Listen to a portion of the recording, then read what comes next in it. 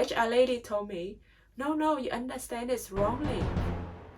We do appreciate your experience back in your home country as long as they are relevant to the job.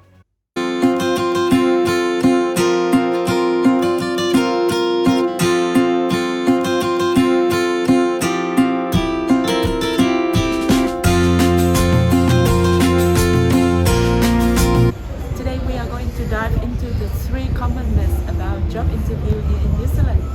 Guess what? 5 years ago, I used to believe they are true, but it's time to dispel them.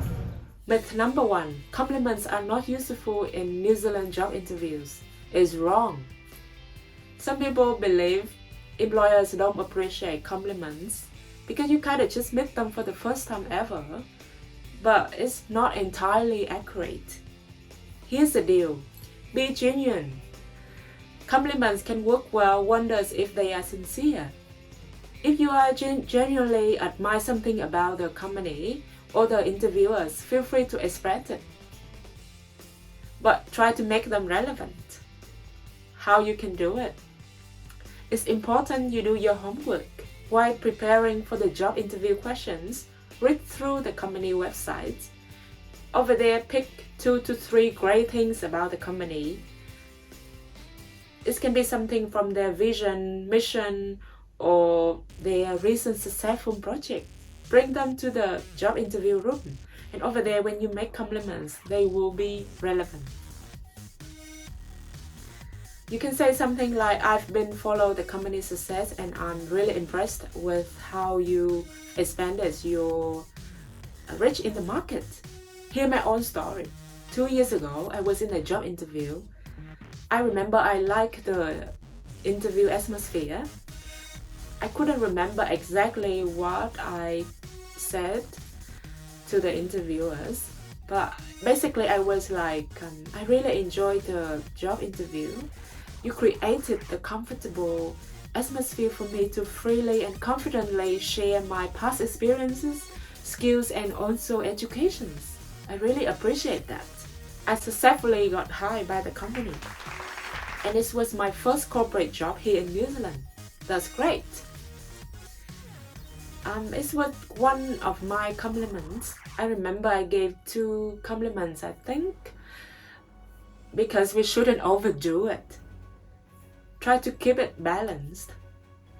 Don't turn the job interview into the compliment section. A few well-placed compliments here or there can show your interest and also enthusiasm. So the key is to be authentic and strategic with your compliments. They can create the positive impressions and help you stand out. Myth number 2. You will not get hired if you are late for the job interview. While punctuality is important in New Zealand, the idea that one small slip-up can lose your chances is simply not true. Here's the reality. Hi everyone, I just got back home from work and the traffic was so crazy. It's reality in Auckland. So it's crucial that you plan your route and aim to arrive on time or a little early for the job interview. However, if you are running late due to some unforeseen circumstances, the key here is to communicate. How to do that? If you know that you are going to be late, you should call or email the employer to inform them. It shows your responsibility and respect for their time. When you arrive, you should apologize for the delay and briefly explain the situation. Fortunately, a lot of New Zealand employers appreciate honesty. Remember one more thing? Many New Zealand employers understand life happens, and they often value how you handle the setbacks more than the setback itself. Myth number 3.